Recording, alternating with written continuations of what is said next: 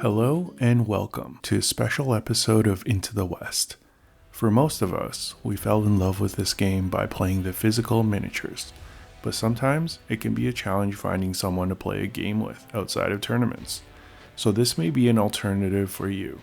Keep in mind it's not to replace the in-person experience, but to add to it. So you can play anytime you have the itch, meet and play with others around the world, and best of all, you can try out armies that you don't own. Today, I'm here to show you the basics of playing Middle-earth strategy battle game on Tabletop Simulator. The first thing you need to do is to open Steam.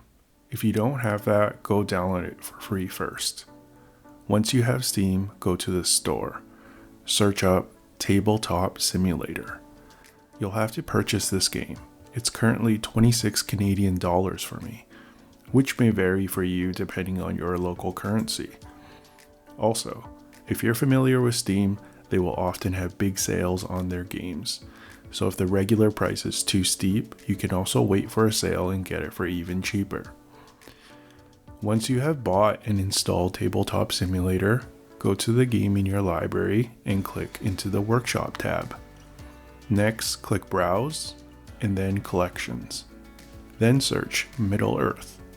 And you should find two collections by Commissariat.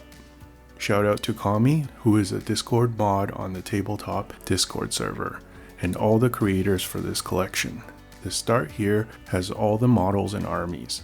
You're welcome to create your own boards, but the Valor FTC maps has existing boards built by different tournament organizers used in the online Tabletop Simulator League, so they are fairly balanced for match play. More on that league later. Next, go in and click subscribe to all. Now you are ready to start up the game. Once you're in the game, you can either create or join. Let's assemble our army list first. Go to create, then single player. Under the workshop tab, you can find all the items we've been subscribed to. You can select between Lord of the Rings good or evil, or Hobbit good or evil. Choose accordingly and click load. Once the armies have loaded, to help navigate you can scroll your mouse to zoom in and out. You can use the W, A, S, and D keys to move your screen around. And also hold the right click on your mouse to change angles. Next, find the models you need to create your army and click and drag them to bring them to an open space. You can copy and paste models to build out your army faster. Once you've created your army, select them all and right click on them. Click Save Object and give them an army name and click Save. Once saved, go to Menu and select Main Menu to return to the home screen. Now you're ready to play. If you have a friend who has set up a game already, you can click Join. You can then search using either the game name or host name to find the game. Alternatively, you can host by going to Create again. This time, select Multiplayer. You could then choose your server game settings. Go into the workshop and this time load up MESBG FTC. This makes setting up match play games exponentially easier. Shout out to Bazuzo, the creator of this mod. Before we get going, we'll need a board. So go to Games and then Workshop once again, and then choose a board that you've either subscribed to or created and saved yourself. Once you've decided, hover over the top right corner of your selection and click Options, and then select Additive Load. Now we have a board to play on. Next, you'll need to bring up the army you saved earlier. You can do this by clicking Objects, then Saved Objects, and then clicking the one you want. You can then drop your army anywhere on the table. Now that we have everything set up, let's go over some basic controls for gameplay. Similar to when we were building our army, the way to move models is to select them by clicking and holding the click and dropping them when you release the click. A quick trick is to hold tab while you are holding the model to see how far you've moved them. These measurements are automatically in inches. If you wish to cancel the move, you can press the escape key before you've released your click. You can also right-click on a model, select toggles, and turn on measure movement to always have the measurement on. Use whatever way is easier for you. While you have a model selected, you may hold down the right click at the same time to turn on base collision. This will help you get into base to base easier. You may also select and move multiple models at once by holding your click and making a select box over them, which is one of the advantages over playing with physical models. While you have a group of models selected, you can also press the keys 1 to 9 to organize them. This makes it easier to count the dead.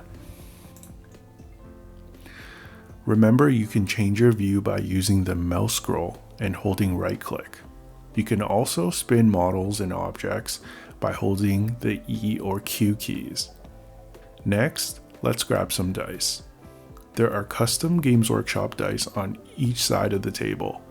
Copy and paste as many as you want. Alternatively, you can go to the dice roller to get as many dice as you want in different colors. Now, there are several ways to roll dice.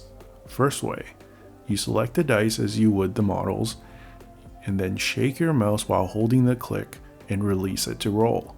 I don't recommend this one as it can be hard to control, but I do find it the most fun.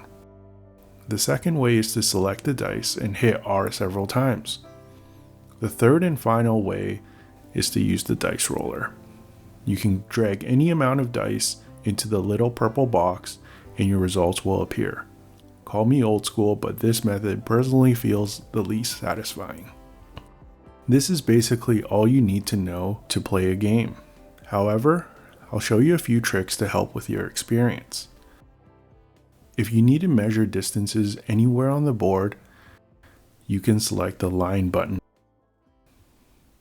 You may also utilize the draw button to draw or erase anything on the board. It's a great tool to mark heroic moves. You can click the F key on a model to flip it, which is a good way to signify prone models. If you hover over a model or object and hit different numpad keys, you will activate different range bubbles, which are all relevant to MESBG. You can right-click on a model to change the base color, which is a good way to make multiple captains distinct. Here you can also change the name of this model and add more text. For instance, track your heroic stat resources. Another way to keep track of your heroic stat resources is going to the edit note on the bottom right. Click the edit note again after every edit to save the changes. This feature is often used in tournament play for transparency for opposing players or other viewers. The FTC load also comes with the following features. There's a clock that starts and pauses when you click it. You can also change the time by right-clicking the clock and going to timer. There's object markers, wound charts, priority chips, a compass, and scenarios are all available to use here. You can select deployment based on the scenario, or use these other deployment buttons. There are more tools available here, including Maelstrom deployment and a zone for hidden objectives, but I'll leave this for you to explore. Thanks to Bazuzo, there are regular quality of life updates with additional features.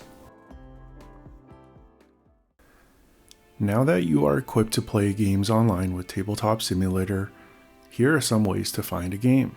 If you already have friends to play with, you're all set. However, if you are looking for more people to play with, the Tabletop Simulator Discord server is the perfect place to go. especially if you want to test your skills against players from outside your local community. First, join the Middle-earth Strategy Battle Game Discord if you haven't already. I'll have the invite link in the description below. Under the Tabletop Simulator section, you can post in the TTS Looking for a Game channel, or join the monthly tournaments with more information under the Valor League information channel. Once you schedule a game with an opponent, you can hop into one of the public voice channels to play your game. Oftentimes, players will stream their games as well, so you can jump in to watch other people play here. As you've probably noticed, this Discord is much more than just about Tabletop Simulator. There are many players here from the international community discussing rules, lists, and other parts of the hobby. So if you're anything like me and can't get enough of MESBG, I'd recommend you to join the Discord community regardless of Tabletop Simulator play. The Into the West Discord is another great way to get games with some of the best players in North America. Shout out to our awesome Patreon community.